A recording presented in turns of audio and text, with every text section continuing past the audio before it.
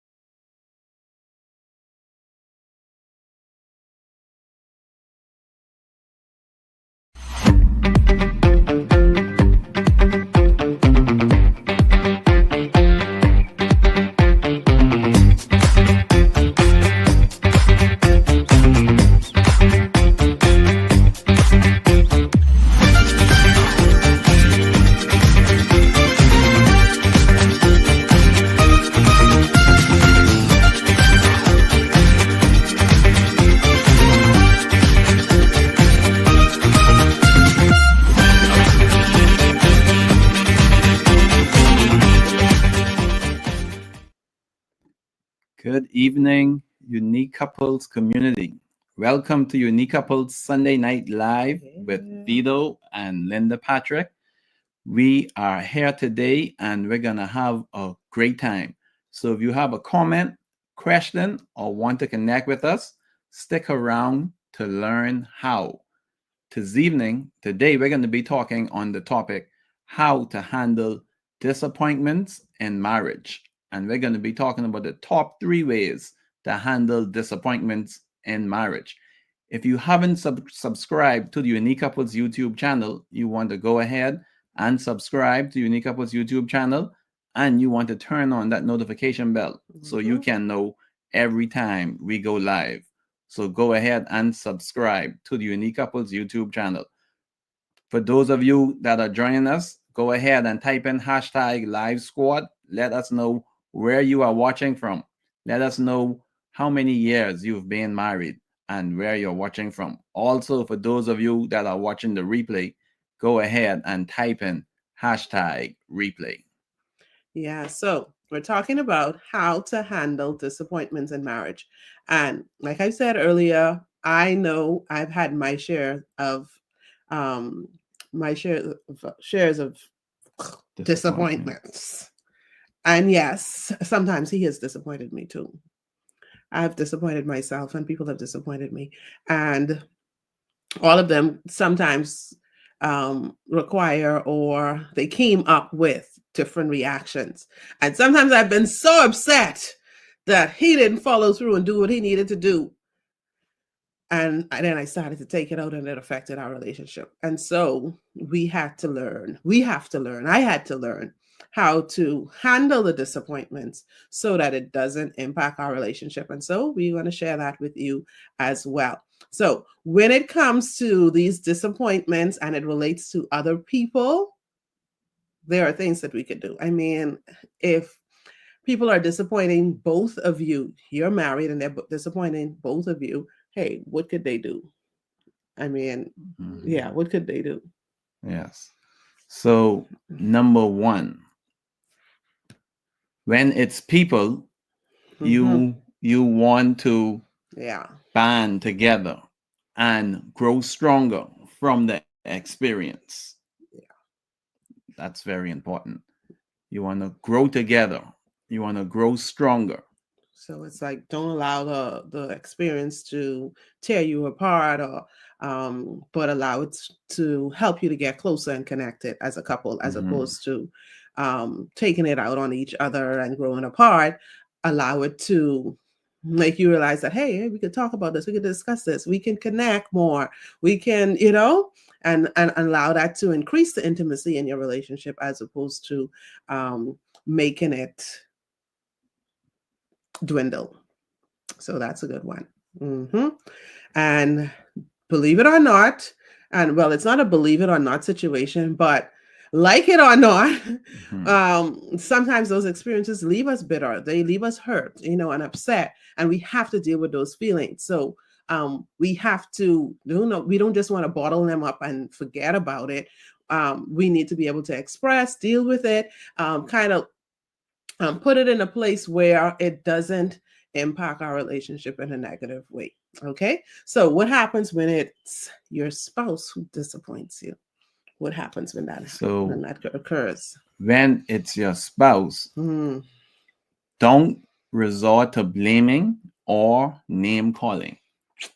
This one could be a little hard. I remember we had the conversation before about some of the don'ts in your relationship. Mhm. And one of them is, hey, don't do the name Name calling calling, and, the blaming. the blaming and saying all these things and hitting below the belt and all of these stuff. So here is saying, yes, you might be in your feelings right now, but don't resort to blaming. Don't call your spouse names. Don't, Yes. call them out of character because you are hurt or disappointed, or feel as if they should have showed up differently when they didn't, because that is just going to add fuel to the fire and Mhm. negatively impact your relationship. And we want healthy relationships. So what is another thing we can do when it is our spouse who's disappointed us?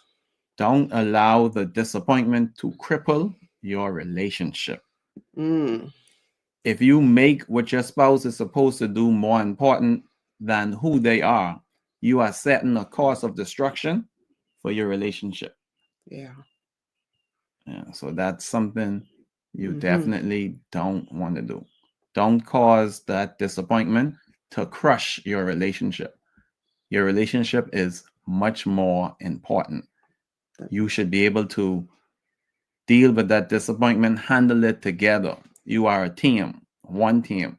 So you want to work together in dealing with it.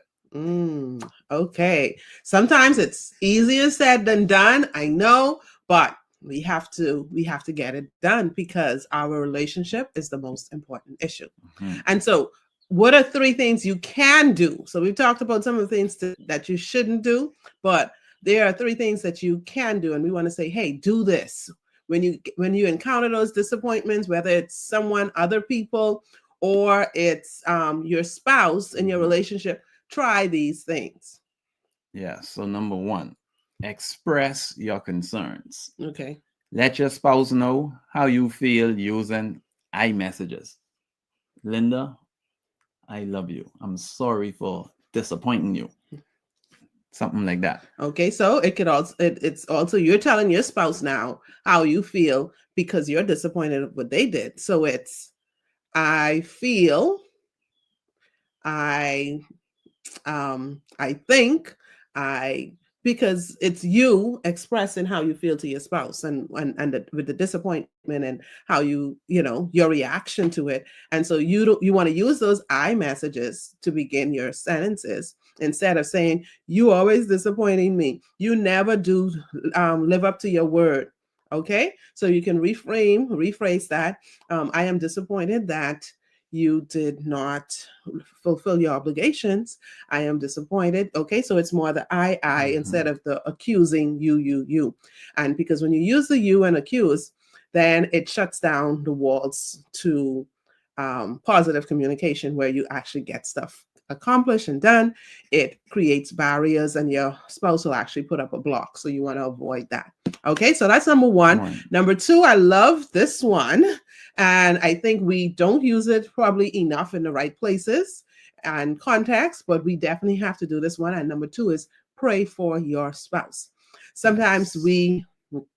um, we encounter these problems and these disappointments, but we have to really pray for our spouse and pray in such a way that you're asking God to help them and then also help you Yes. deal with the situation as well, help you with your reaction and your response to your spouse as well, because it's a two-way thing. Something happens, you have a reaction to it, but your spouse is also the person who has to deal with it as well. So pray for your spouse and the situation so that you two can grow stronger through it instead of apart. So that prayer would encompass all of that. Pray for your spouse, pray for yourself in dealing with the situation, and then pray that you will definitely find a resolution to it as well. Okay. Yes. Number 3, explore alternative avenues to accomplish the goal. You may have to do this together. Yeah. So you want to work together as a team and explore alternative avenues to accomplish the goal. Both of you know what the goal is, and you will have to do this together. So this is something that you do, work together as a team. Yes, that's very important. Yeah. So sometimes you may require or think that, hey, you give your spouse a task or it's something that they're supposed to do, and maybe it's not something that they are capable of doing. So you have to be aware of that too. And so maybe it is the task that you need to do together, even though you might have wanted them to do it themselves. It might be something where, you know what, let's work. We're stronger as a team. Let's do this together. And so when you try to incorporate these in your relationship so that you don't allow the disappointments to cripple your relationship. So go ahead, try those, and let us know which one is the best. Let us know your takeaways, and go ahead and try it and let us know, and find out more about our community. You can join us there. We're going to have so much ways that you can connect with us and definitely work on improving and strengthening your relationship. So if you haven't joined us for the 21-day couples connection challenge, go ahead, click the link, join us for that, and increase the intimacy, insight, and intentionality in your relationship. Become closer connected with your spouse. Okay, so register. The link is in the comments and in the description. Now, if you have been following us for any length of time, you know that we don't believe in one moment splashes of love or work in marriage. We teach daily drips of love and work to help relationships. So your habits are what will make or break your marriage. So those drips of love is very important. Definitely. Make the commitment to work on you and your relationship and watch the transformation take place. So go ahead. If you need to contact us today, let us know, and let us teach you how to incorporate those daily drips of love in your relationship so that you can transform your marriage. Go ahead and subscribe to our YouTube channel and join us in our Facebook group. Here at Unique Couples, we are building stronger couples, healthier marriages, and happier families. We had fun sharing with you today here on Unique Couples.